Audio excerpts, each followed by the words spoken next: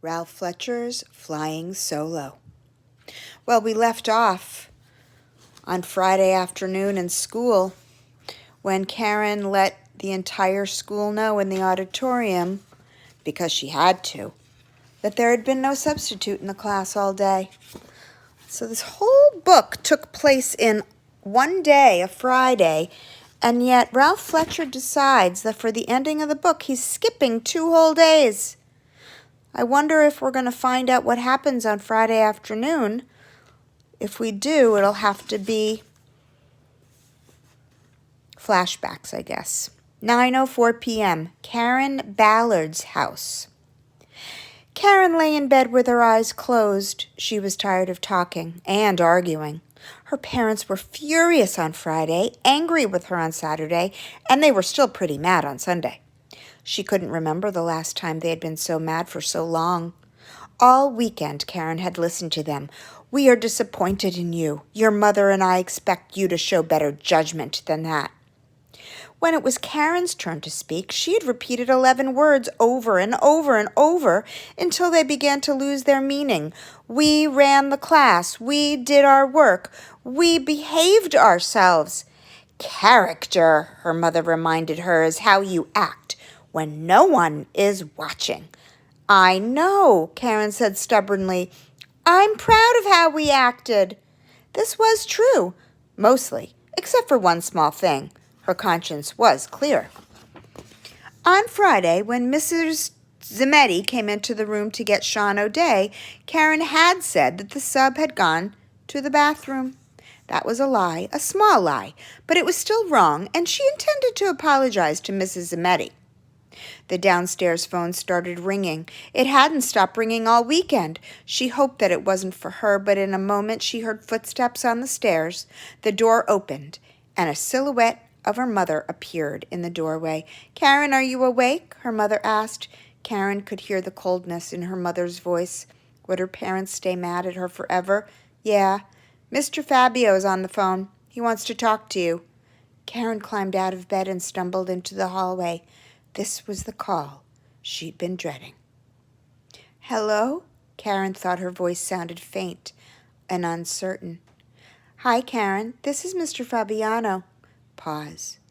"I'm really sorry to be calling you so late at night, but I just got home." "That's okay," she said softly. Another pause. "I guess you heard, huh?" "I just got off the phone with Mr. Peacock," he said. "He's pretty upset." "I know," Karen said. "I'm just trying to figure out what happened on Friday," Mr. Fabiano said. "Well, we ran the class by ourselves," she said, flattered that he had called her. "Yes, Mr. Peacock told me that," Mr. Fabiano said. "But what did you do all day?" "We did our work, mostly," she said. "You did?" "Yes, sir. Some kids fooled around a little, but we got a lot of work done, too. I ran the class, sort of, and I followed the plans you left for the sub. Let's see, we did spelling, math, DEAR. We did just about everything." "Did you write?" he asked. "Yes, sir. We wrote a ton. As a matter of fact, we wrote like 4 times, I think." "All right," he said. He sounded relieved. "Karen, did anything out of the ordinary happen?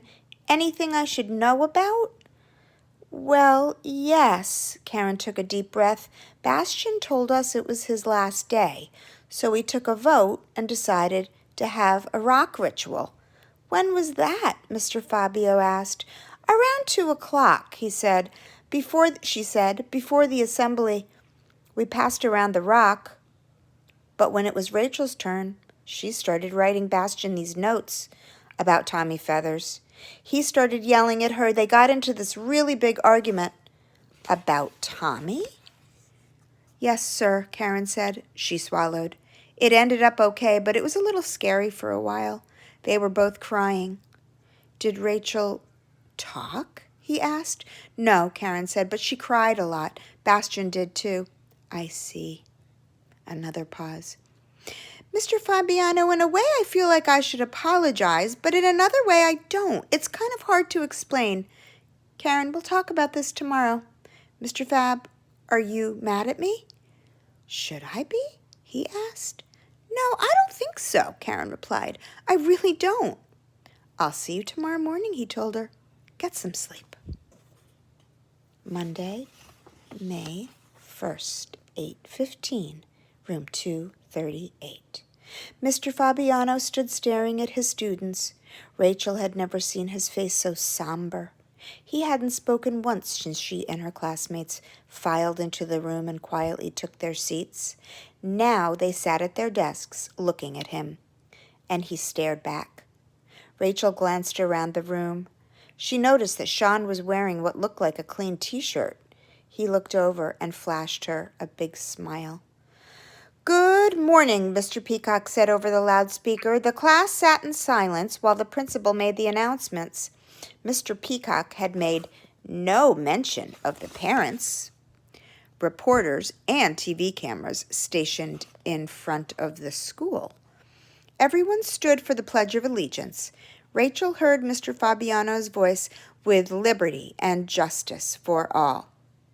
"Attendance," Mr. Fabiano said. "Karen, here. Rhonda, here. Christopher, present." He smirked.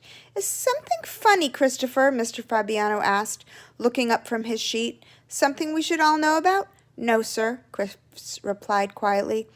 Pause. Mr. Fabiano glanced down at the attendance sheet. "Bastian?" "Oh, yes, he moved." He wrote something on the sheet. "Tim, here.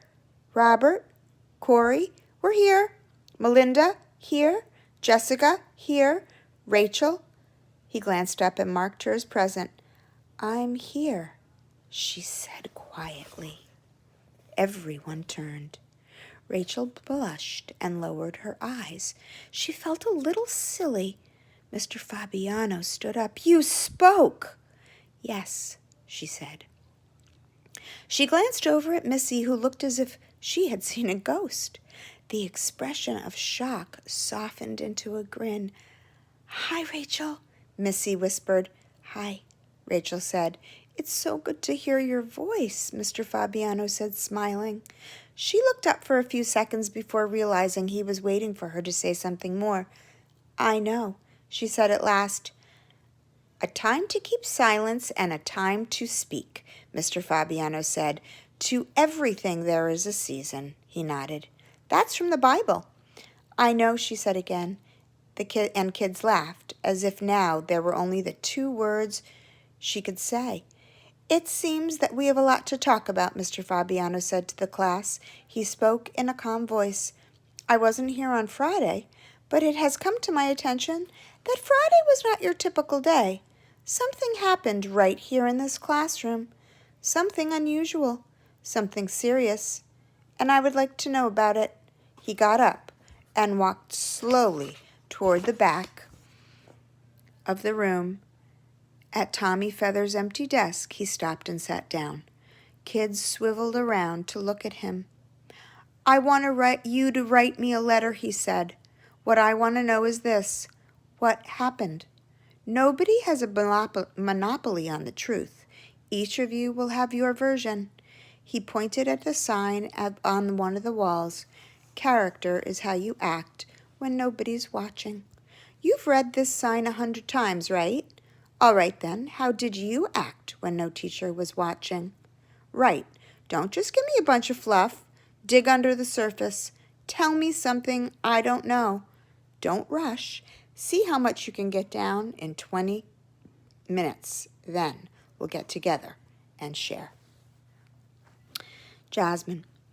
Dear Mr. Fabiano, at first it was sort of a prank. No more teachers, no more books, yuck, yuck, yuck. But after a while, we started feeling kind of proud of what we were doing. Sort of like, we don't need any grown-ups. We could do it ourselves. What I can't get my parents to understand is how totally normal the day was. We talked, voted on decisions. True, some kids were talking out more and making wisecracks, but most of the time we felt pretty close. And there were a couple times I felt like we, the class, were a team. A real family. Your student, Jasmine. Jessica. Dear Mr. Fab, I do not want to write about Friday. I'm sorry, but I'm sick of talking about it. This is the last time I'll let anyone talk me into a stunt like that. Boy, did I get in trouble with my parents, especially my father. Here's a sample of my weekend. Dad, didn't you know it was wrong, Jessica? Me, yes. Dad, didn't you know it was dangerous for a bunch of kids to be unsupervised all day? Me, yes, sort of. Dad, sort of? Me, well, yes. Dad, then why did you do it? Mom, stop it. You're putting her on trial. Dad, I'm just trying to get the truth. Mom, you're cross-examining her. I never want to go through a weekend like that. And to think that I was the only kid who voted against the idea of us running the class in the first place. Super annoyed, Jessica. Christopher. Dear Mr. Fab, Saturday morning the phone rang. It was a reporter from the National Enquirer. I think he was calling my mother because she's president of the PTA, but he seemed happy to talk to me. We heard that some strange things happened in your class on Friday. Satanic rituals, that sort of thing. Is that true? I told him we got out the Ouija board and used it to try and contact the spirit of Tommy Feathers, a kid in our class who died in October. The man asked, really? I told him, no, I'm kidding. We did our work, read, wrote. It was just like any other day. He seemed disappointed and hung up. Here's the saddest fact of all. Nothing happened. Don't worry or not about whether we were good. Believe me, we were too good. No rock music, no party, no nothing. For about 20 minutes, some of us played a computer game. Big deal.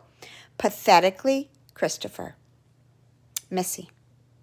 Dear Mr. Fabiano, Friday was an important day. We proved that kids could have fun and still act a lot more responsibly than most grown-ups, like my parents, ever thought we could. Did we do the right thing? Tough question. In the Revolutionary War, the colonists dumped tea into the Boston Harbor. Was that wrong? My mother thinks that's not a fair comparison, but I disagree. We saw the chance for more freedom. We took the chance, and we were willing to pay the price. Sincerely, Missy. P.S. Did you see the photograph of our class in the newspaper? That's the best picture of me I have ever had taken. Karen. Dear Mr. Fab, you've been telling me all year that I'm a leader, but I don't think I realized it until Friday.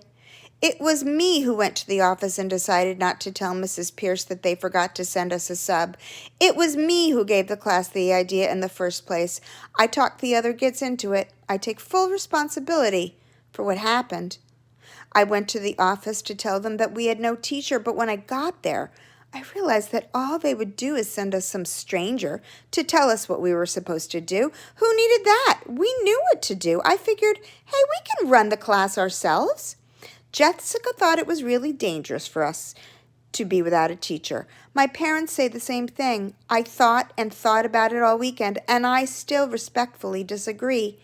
We handled every problem and came up until the rock ritual when Rachel and Bastian got into that awful argument. I'll admit it. That was very, very scary. That was the only time I wished you were with us. But then again, if you were with us, I seriously doubt we ever would have talked and written about Tommy Feathers. Sincerely, Karen Ballard. Bastian.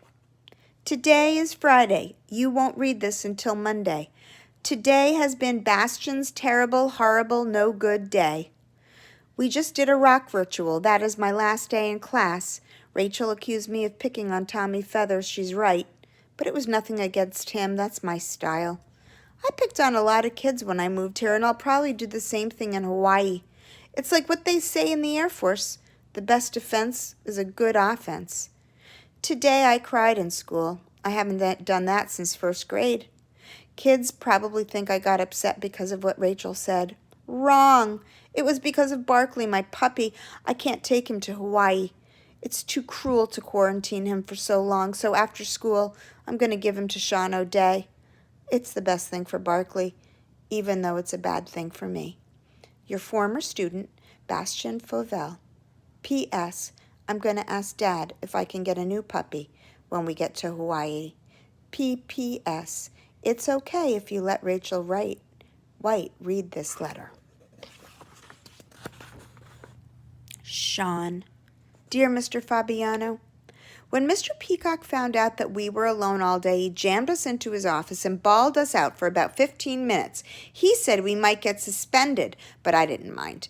I was in double good mood just because I knew I was going to be walking home with Rachel, and second, because Bastian told me he was giving me his puppy. Me and Rachel walked home without saying anything. Her mom got us lemonade, homemade cookies and milk, and put them on a little coffee table in front of the TV. But I was so excited to eat. I ran almost the whole way over to Bastian's. I was halfway thinking that Bastian was kidding me, but he wasn't. He cried when he gave me Barkley, and I felt sorry for him. When Barkley came into the house, he ran over to the couch and jumped up on Dad and started licking his face like a lollipop. The puppy likes Dad and Darlene, but he's crazy about me. He follows me all over the place. Dad made a little bed for him in the corner of the bedroom, but today, when I woke up, Barkley was sleeping curled up on my bed, and I got a feeling like Christmas morning. Yours truly, Sean. Rachel. Dear Mr. Fabiano, last night Mom ordered 2 small pizzas, one with black olives, one with pepperoni. Which one do you want? She asked, and it hit me. It probably sounds stupid, but when she asked me that pizza question, a little light went on in my head. I had a choice. Last fall, I decided to stop talking, but I didn't have to keep quiet for the rest of my life. I could choose to speak when I was ready. Today, it felt like the right time. I can't wait to tell Mom and call my father. I believe we accomplished something important on Friday. Maybe Class 238 won't get a place in the Guinness Book of World Records, but for almost 6 hours, we were on our own. Jessica thought it was dangerous, and she was 100% right. Of course it was dangerous. The first time Amelia Earhart soloed, she nearly crashed, but she survived, and so did we. Deep down, I believe we did the right thing. You're going to hear all about me and Bastian fighting during the rock ritual. I still don't completely understand what happened. All I know is it was the 6-month anniversary of Tommy's death, so all day I was thinking of him, and all of a sudden my feelings just bubbled over. I was unfair to Bastian, and I wrote him a note to apologize. Lots of times I wasn't very nice to Tommy either. I snubbed him at the night before he died. I can't change that. But over the weekend, I said to myself, I can live with what I did. I'm not a terrible person. And now I can say it out loud. Love, Rachel. Can anybody guess why Rachel stopped talking? Can anybody guess what flying solo means? Can anybody guess whether Rachel's interest in flying by herself is a symbol in the story? I hope you've enjoyed this as much as I have. Bye-bye.